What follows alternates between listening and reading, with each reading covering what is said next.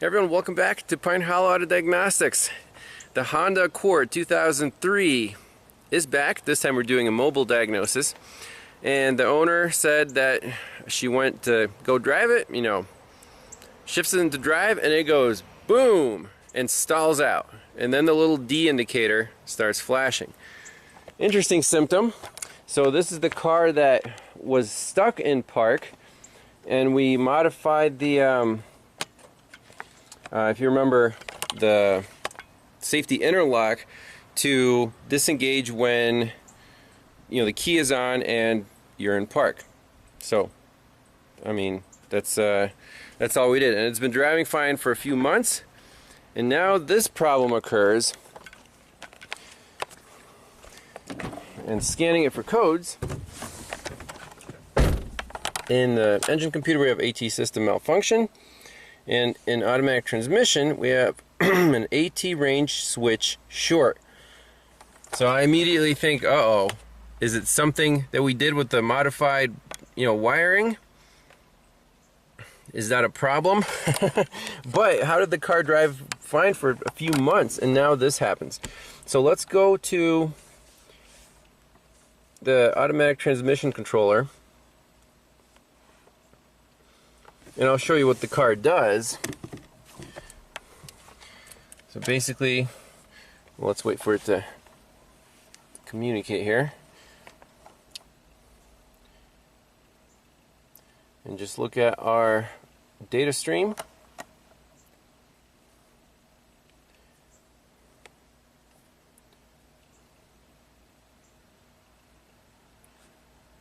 P switch, D switch. So these are actual solenoids, so we don't really need to look at those. We want to see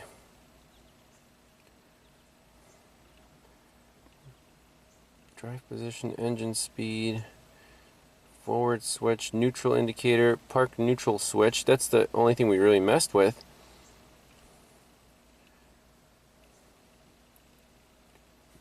Let's just put on all the indicators. NPR.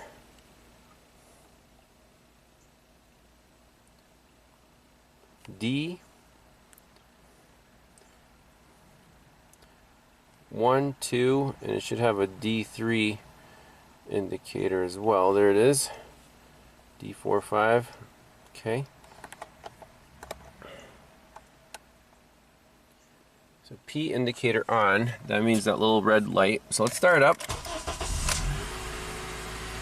Okay. Park neutral switch is on. Let's put it in reverse first. Uh-oh. Put it in reverse and the D starts flashing.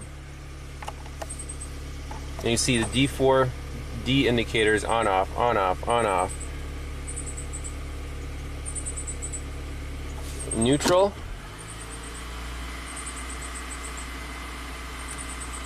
And then drive. That time it engaged fine. However, if you let's restart the car. If you go directly from parking to drive, see what happens, and boom. Oh, that's amazing.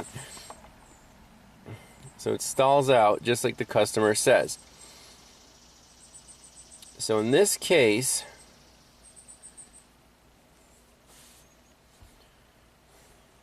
let's look up this code and see which data PID they want us to look at, because there's a whole bunch of indicator data PIDs. There's also switches. 2-1 switch, R switch, click that. Park, key off, key on. So park switch is on right now. Let's see, what if we manually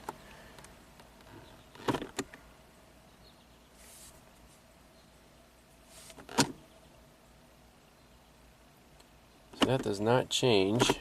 Let's start the car. So it's already flashing. It didn't like something.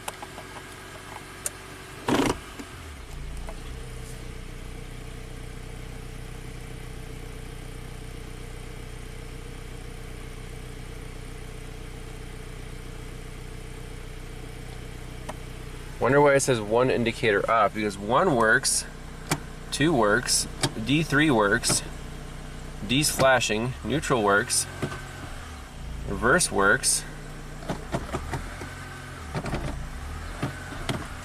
Okay, well, time to look up service info for that trouble code, which is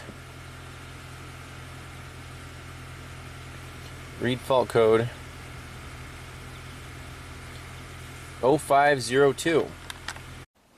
Alright, so here we are for code P0705, which is the 0502 equivalent. Short and transmission range switch circuit, multiple shift position input. So this flow chart, I have to say, is kind of disappointing, because you say, you know, the code sets, yes, it's a constant fault. It says failed. Go to step 6, turn off ignition switch, inspect the transmission range switch. Like visual inspection, is the switch okay? Go to step 8,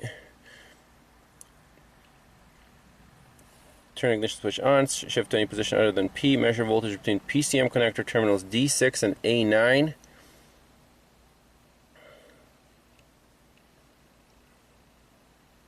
Is there battery voltage? So again, they don't tell you what these pins are, just say measure and then go through this flow chart. And this flow chart is ridiculous. It just keeps telling you to check for continuity, blah blah blah blah blah blah blah. What I want is this. So this is our transmission range switch, and this is our PCM. So indeed, each one of these sensing circuits is grounded whenever, you know, whichever position you're in. So in park, that one's grounded. In reverse, the ATP RVS and R is grounded. In neutral, that one is. In D, D3, and 2 and 1, that one. So back to live data. Let's pick these 1, 2, 3, 4, 5, 6, 7, 8 data PIDs and see what's going on. Okay, so now let's move the shifter. So in park, we expect our park neutral switch to be on. That's correct. P indicator is on, and our P switch should be on as well. ATP switch is on. Okay, now let's move it to R. R switch is on. D indicator is flashing.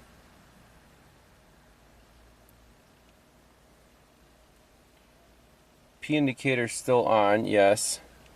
So this is what's going on. R indicator's on. So the R switch did indeed turn on.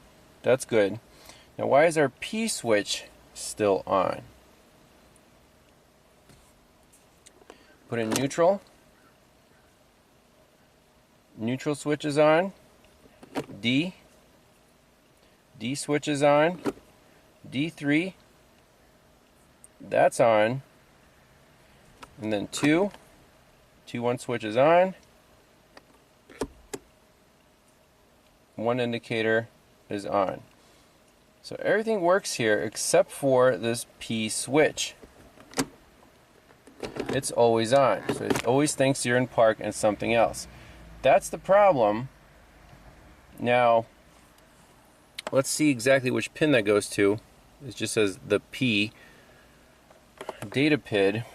Now there should also be an ATP reverse and forward.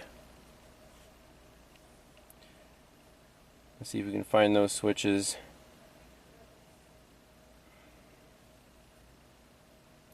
Let's see, forward switch and reverse switch. Okay.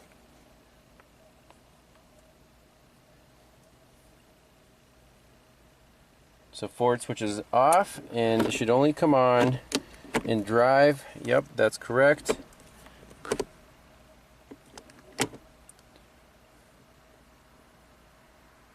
And it should go off in 1 because 1 is connected only to here. So that's how it knows that it's in 1. It compares the ATP to 1 switch and the forward switch. So that makes sense. And the reverse switch is off, and it should only come on in R. Good. Good. So everything here works except for P is always grounded.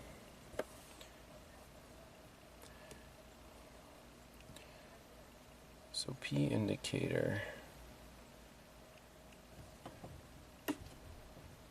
That's always grounded, even if I'm in neutral. I let go of the brake. P switch turned off. I touch the brake.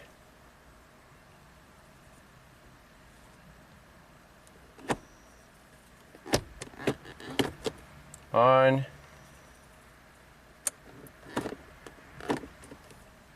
P switch stays on.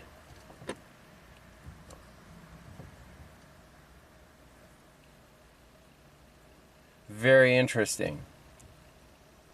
So it like latches on. It has to do with the brake. So my question is, what exactly changed? Remember, we did that wiring modification. So let's look up the wiring diagrams. I have a feeling that this problem is related because the P switch should not have anything to do with the brake switch, but when we modified the wiring, we connected the basically that interlock solenoid would disengage with the key on if you're in park or neutral. The brake shouldn't have anything to do with this. But that pin that grounds the shift interlock solenoid, we didn't snip that wire, we just spliced it in. That's going to be our issue. Okay, so this is very interesting. So it seems that that driver for the shift lock solenoid that was not working last time when we did that bypass wire is now working. So now when you're on the brake, it pulls that line down, but right now it's spliced into the park neutral switch. So then the computer thinks that, hey, you're still in park just because you keep your foot on the brake. So now that driver is back to life, and my question is why? Drivers usually don't just come back to life like that. Remember, a variable was the throttle position sensor, that the computer wouldn't disable the shift interlock or unlock it if your TPS was higher than your foot's off the gas. So good thing we made a video last time, because the TP sensor is 9.8%. This is the original My Honda's Stuck in Park video.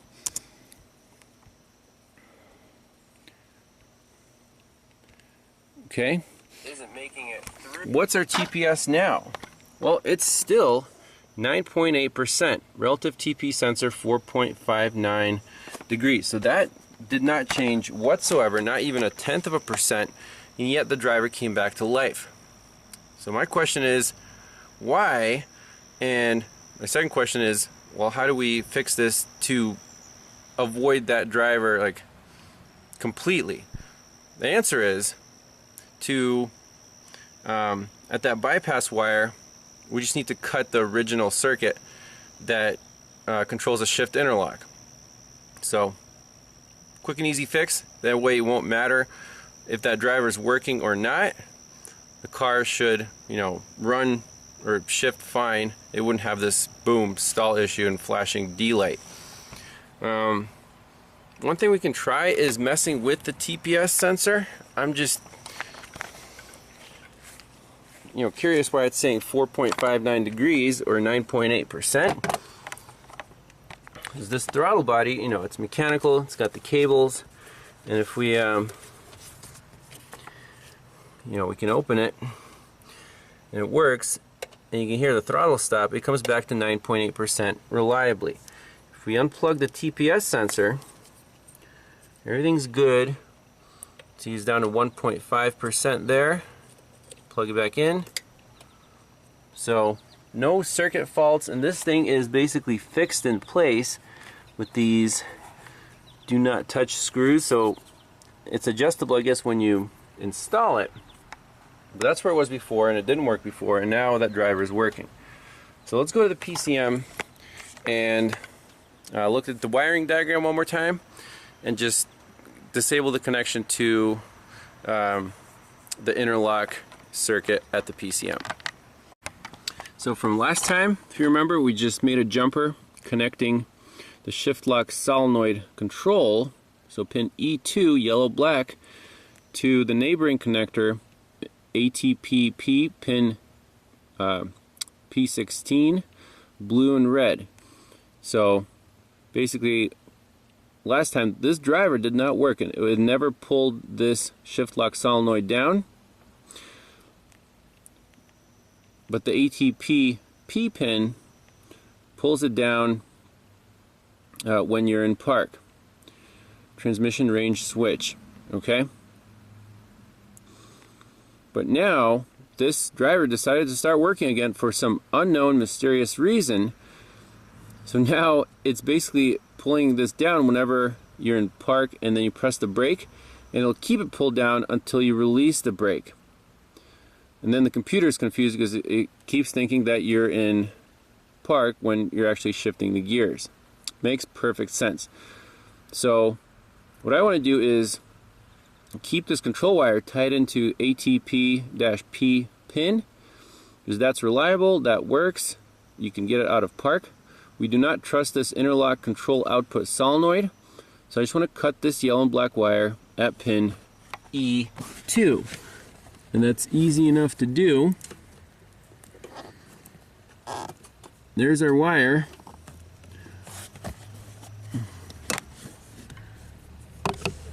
So you can depin it, but I don't want to depin it because then you won't know which pin it goes into. Let's just cut it. Done deal. And this car should be fixed. Easy enough. So let's fire it up and look at our switches again. Alright. Start up and shift to drive. No issues. We're done.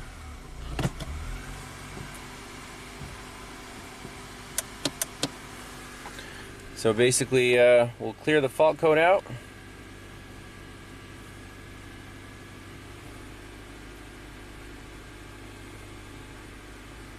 Okay, read fault code. So apparently it needs, the engine needs to be off.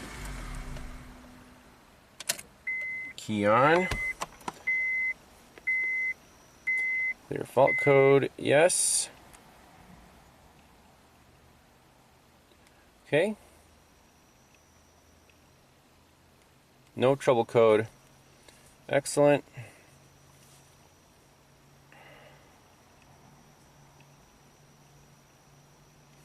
No trouble code. And in our data stream now, the switches should behave appropriately, and we'll check all of them just in case. Forward switch, oh, park neutral switch, and reverse switch. That's all we need.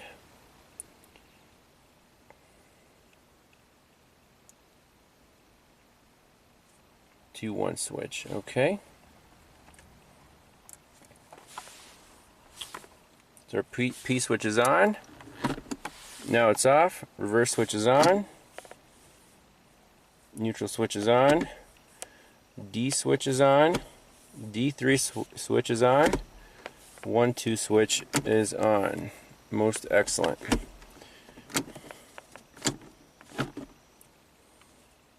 And neutral, PNP switch is on.